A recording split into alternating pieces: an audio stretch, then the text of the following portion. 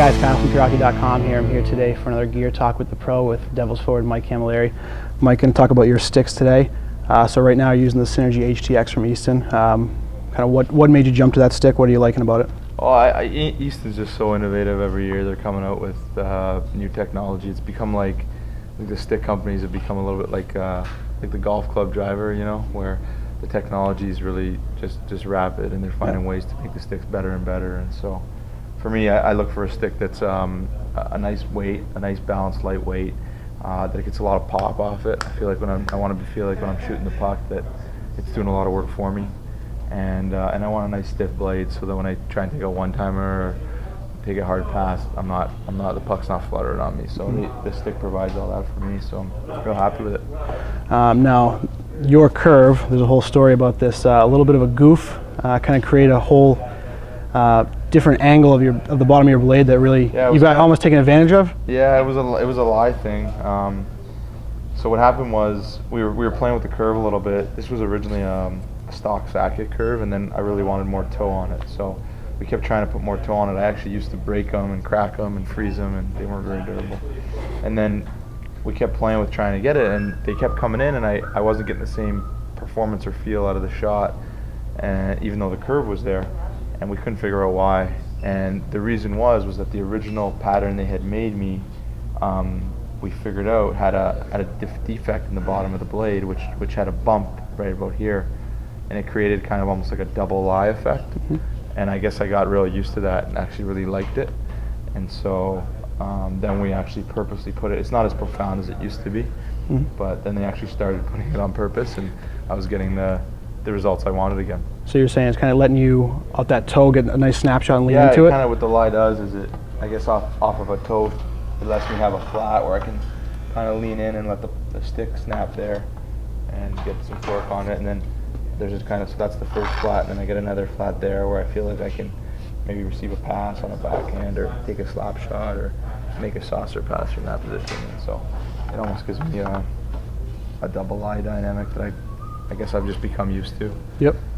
Now this guy? We have this guy here. Yeah. This is your cut stick, as you call it. Yeah, you know, keep for length, February 2013. Does that say? Looks like a 12. 13-2 maybe. I'm not sure. 12. Might be 12. Don't throw away. You know, this is a lot of guys in the league will have cut sticks because you travel around and you're back and forth in summer and season. You don't always know where your lengths are exactly, and I'm very particular on length of stick. So this is a cut stick when I felt like I was at a comfortable length, and I'm actually a little bit longer than my cut stick now, but I like to travel with my cut stick always just so that I know not to go below that. Now you know you're a little bit long, yeah. And then I try and keep a stick kind of every maybe twice a season, so I have these cut lengths, and I keep them at home so I know exactly where my lengths are going.